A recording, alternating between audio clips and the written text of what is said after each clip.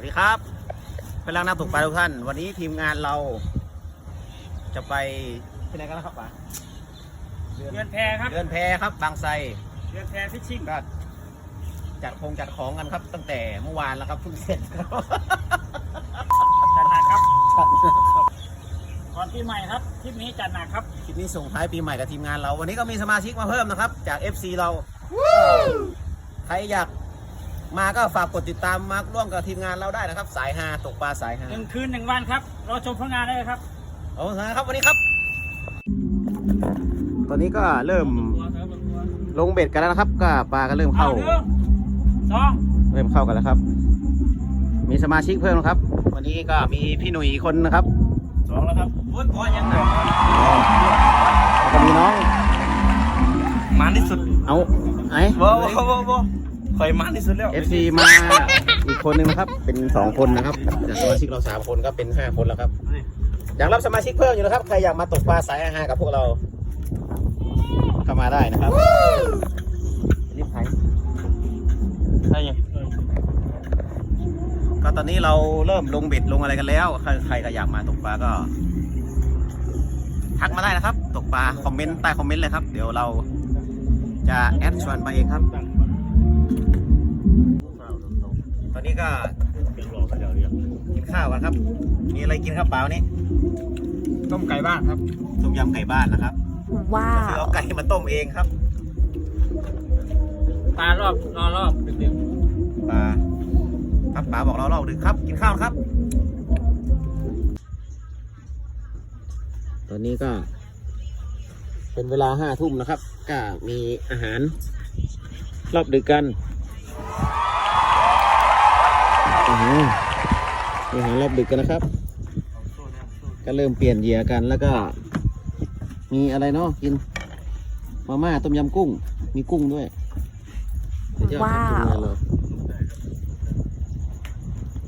ปลาก็ยังห่างๆอยู่ครับแบบนี้เดี๋ยวก็รอชมกันต่อไปครับโกกไซส์สวยครับมาแล้วตอนนี้น้ำเริ่มเดินนะครับปลาก็เริ่มเข้านิดๆหน่อยๆเขาไม่เข้าได้เยอะอะไรว่าน้ำไม่ดีครับแต่ว่าเหยื่อดีเฉยแต่ว่าน้ำก็เริ่มเดินแล้วครับกับปลาเขาก็เปลี่ยนเหยื่อเปลี่ยนอะไรกันนะครับเย็บเสื้ออาหารได้ป่ะครับเดี๋ยวรอดูไปยาวๆครับตอนนี้ก็มานั่งจิบกาแฟกันรอบดึกนะครับปลาก็มีเข้าบ้างนะครับบรรยากาศสุดยอดครับวันนี้อากาศเย็นอากาศธรรมดาก็ไม่พากันมานะครับอากาศหน้าหนาวเข้าลมหนาวเข้าพากันมาครับสุดยอดครับทีมงานพวกเรายังหลอกอยู่ข้างในจิบกาแฟกินอะไรกันไปเรื่อยครับนั่งคุยกันไป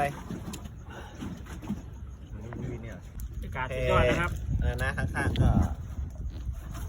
เริ่มปลาเข้าดีอยู่นะแรกปลาเข้าดีแล้วแพ้นะเขาก็เริ่มห่างๆกันไปเราก็สู้กันไปครับคืนนี้ทั้งคืนกับพรุ่งนี้อีกวันหนึ่งครับกาแฟครับหาความสุขใส่ตัวเองครับอย่าหาแต่เงินครับอายุไม่ยืนถึง100 ปีหรอกเหมือนเก็บกด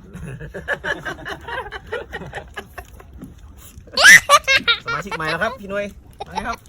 วันนี้หมานะครับนี่หยองพานหยองพี่หนุ่ยสมาชิกใหม่เราก็หลายแต้มแล้วครับวันนี้โอ้ดำโด่งครับมาดำ1 คืนนี้แต่พรุ่งนี้ยังไม่รู้นะมือกล้องเราก็สมาชิกใหม่มือกล้องเป็นไงบ้างครับเดี๋ยวไปใส่เขาเกลือไปยังจอดแซงครับเดี๋ยวรอชมผลงานกันต่อครับขอบคุณครับ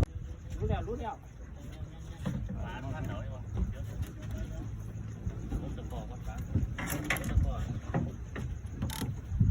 ครับพี่หนุ่ยสมาชิกเราเอาอีกแล้วนะครับเปิดหน้านะพี่หนุ่ยเต็มแล้วครับโอ้โหอันนี้เป็นของวันที่เขาเลยครับมากับทีมงานเราครั้งแรกถ้าใครโกหกเมียจะหมานนะครับกับทีมงานเราต้องแอบเมียมานะครับถึงจะหมานนะครับพี่หนุ่ยโอ้โหครับพี่พลคนชอบเยอะเราทีมงานเดิมนะครับ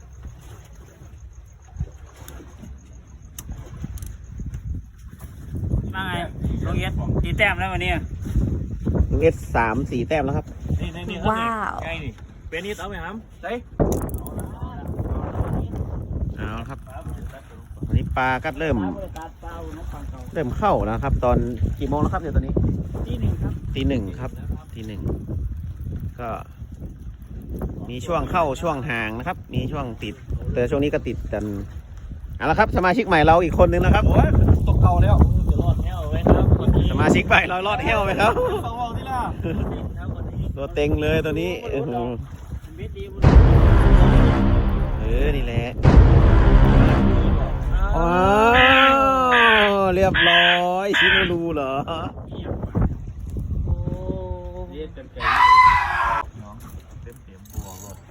ตอนนี้เวลาตี 1ครับป๋าก็เข้าแล้วพี่หนุ่ยคนเดิมเราก็เข้าอีกแล้วครับปลาตอนนี้กระหน่ำปลาเข้าช่วงตี 1นะครับแอคชั่นครับแอคชั่นป๋าสุดยอดแล้วครับ ท่านนี่เรื่องแดงดอกแดงเอาสไปนิดเอา ของเฮาหรือเปล่าบ่ ไปนิด ละยางเลย เยอะเอาเข้ากัน3-4 คันเลยครับตอนนี้ ว้าร อ ว ดูหน่อย ของกันหรือเปล่าอยู่บ่ของเราถึงเย็นไว้มันจะมาของกันยังไงถึง วันนี้ของพี่หนุ่ยก็น่าจะเป็นตัวใหญ่นะครับ ติดต่ออันนี้ป๋าครับป๋าเอาขึ้นมาครับ1 กล้องครับไปติดต่อกันเลยนะครับ วันนี้ เอาครับ เขาเจ้าขยับขึ้น เงินจะมีของน้อง ใช่ป่ะ มันจะมีของน้องเข้าอีก มันของกันแล้วมั้งน่ะ พี่หนุ่ยตอนนี้ปลาใหญ่ติดต่อนะครับปลาใหญ่เข้าติดต่อไม่นี่เหรอพี่หนุ่ยไม่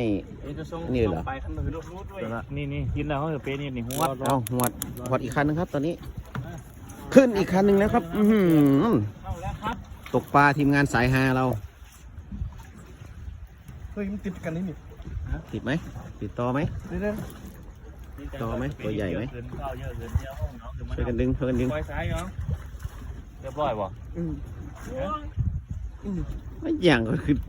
พากันเข้าต่อบ่เดี๋ยวนี้ ปลาลากเขาจะเป็นนิดว่าน่ำนะคือว่าเลยนักหมดเดี๋ยวลากตัวขั้นนักแบบสลามต้องมีขั้นนึงแหละ เอาแล้วครับเสียสละ ปลาติดทั้งหมด ถ้าไม่เสียสละชัยชนะก็ไม่เกิดนะครับปลาใหญ่เข้าต่อครับตอนนี้ไม่เสียสละชัยชนะก็ไม่เกิดเอาแล้วครับ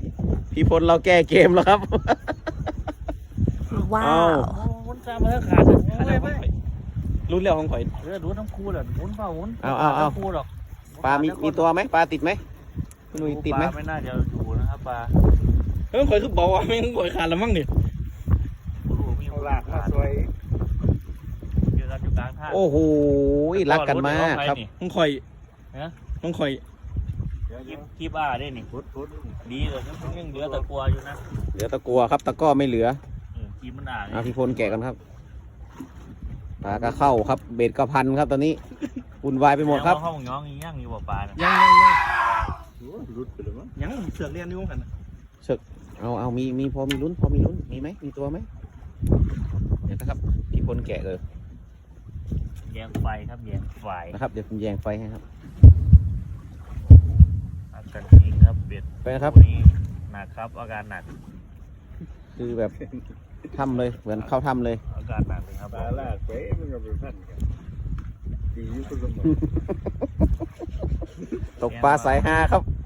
จะพันกันยังไงก็ฮาไว้ก่อนครับทีมงานเรา โอ้จะเป็นห้องย้องหมุนขึ้นมาจะเป็นนี่ต้องโต ใช่ต้องไป หมุนมาของตัวขาดต้องย้องขาด ไอ้รถตะกัวไปพวก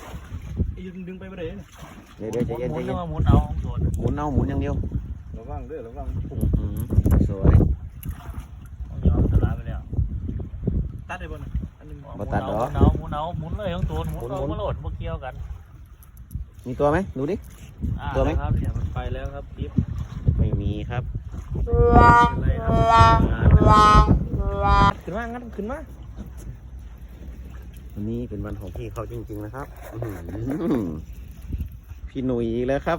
เจ้าเดิมครับ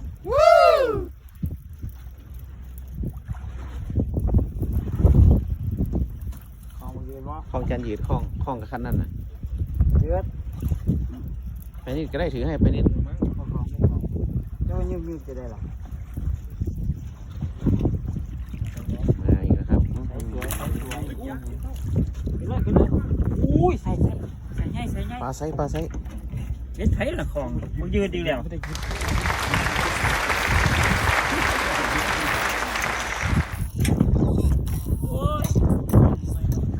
พี่หนุ่ยอีกแล้วครับ เจ้าเดิมวันนี้เป็นวันของเขาครับ จริงๆแล้วต่อไปเราต้องโกหกเมียมานะครับ แรกเลยบ่ คันด ทำเบิดหมูท่านวันหมูตัวนั้น พี่หนุ่ย กินน้ำมันหมูว่ะหมดแล้วครับน้ำปล่อย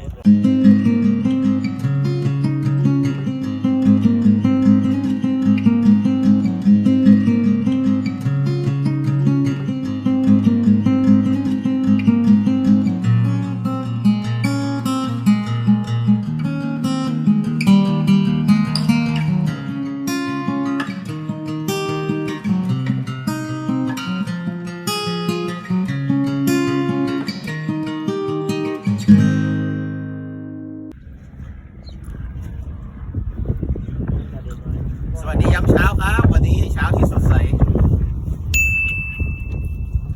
งานเราส่งผลงานกลางคืนนะครับป๊าดูผลงานนะครับ ยก ดูผลงานเรากลางคืนนะครับ ดูผลงานหน่อยยกในที่ล่ะเป็นนี่โน้มไปยืดกระเทียมโยกก็นึกว่าจะภาพนิ่งเดี๋ยวจะถ่ายอีภาพนิ่งก็ได้พอได้ลาบครับสวยโอเค เอาละครับวันนี้เรามีเชฟ2 คนนะครับทำกับข้าวกินกันตอนเช้าเชฟครับวันนี้เมนูอะไรครับเชฟ ลาบปลาเป็นตัวเลยครับ โอ้แจ๋วครับ ลาบทั้งตัวครับ ข้าวทั้งตัวทั้งใจอ้าว ปล่อยปลาตัวเลยครับวันนี้ แผนกเชฟ ใช้โลโลนะครับเนี่ย เอาครับพี่หนุ่ยท็อปฟอร์มเราเมื่อคืนจะลงอีกคันแล้วครับ ยังได้ปลาไม่พอเลยเหรอครับ ไม่ปวดแขนเหรอ เดี๋ยวอาจารย์อยู่เตง โอ้โห อยู่แล้วครับลงให้ ยอดครับ 7,000ลงไปเลยครับสาว โอ้พี่ยืดต่อให้ก่อนเหรอครับ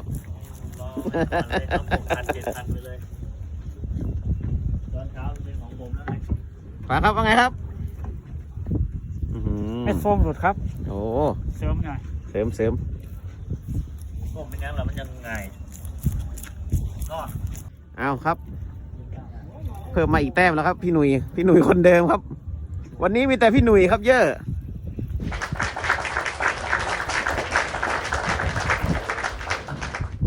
นะครับ เดิมพันอะไรกันไว้อ่ะเดิมพันอะไรกับพี่ยืดไว้ ยีดที่โกงครับแต่ยีดที่โกงครับผม โอ้ครับเราก็ต้องรีบทำแต้มครับ ถ้ารู้ว่าเขาโกง เกี่ยวคันนี้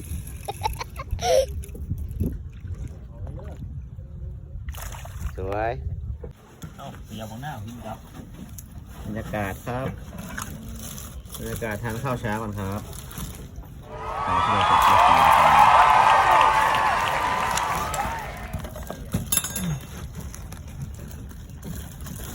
อุ้ยเดือดท่วมครับเอาทุกหัวเขา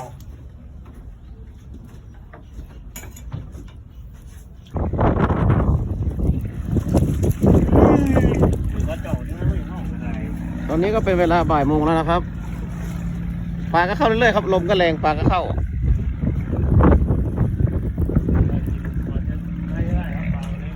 พอใช้ได้ครับ อากาศเหมือนจะปลาไม่กินนะครับ เพราะลมทั้งวันลมหนาวลมเย็นทั้งวัน แต่ก็ยังพอมีตัว นะครับตรงนี้ โอ้สวยครับสวยถือว่าไซส์เลยแว้นนิดนึง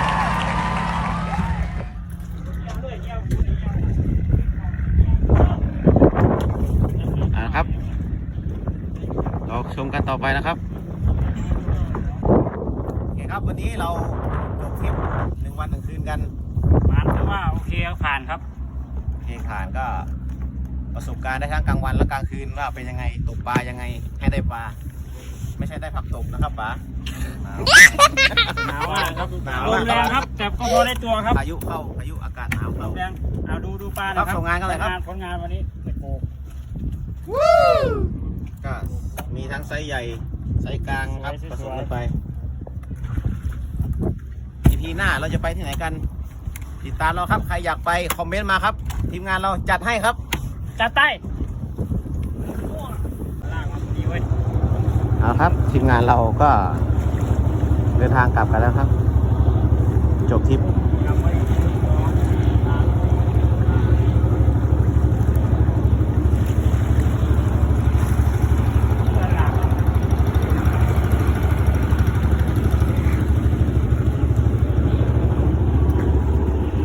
ขอขอบคุณทุกคนนะครับ ที่รับชมฝากกดติดตามกดไลค์กดแชร์เพื่อเป็นกำลังใจให้เราทำคลิปต่อไปด้วยนะครับขอบคุณครับ